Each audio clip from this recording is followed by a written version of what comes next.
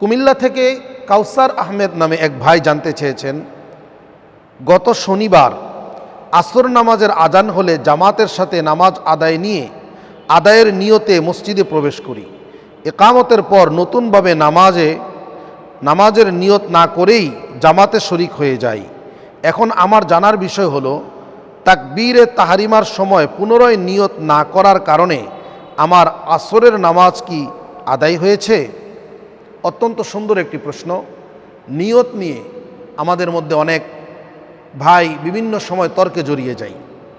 ভাইজান প্রশ্ন করেছেন যে আসরের নামাজের জন্যে তিনি বাড়ি থেকে বের হয়েছেন মসজিদে আসার পরে যখন জামাত শুরু হয়ে গেছে, তিনি তাকবীরে তাহরিমা বেঁধে ফেলেছেন, নিয়ত বেঁধে ফেলেছেন, অর্থাৎ তাকবীরে তাহরিমা হয়ে গেছে। কিন্তু তার প্রশ্ন হলো, তখন তো আমি পুনরায় নিয়ত করিনি, এখন কি আমার নামাজের কোনো ত্রুটি হবে কিনা?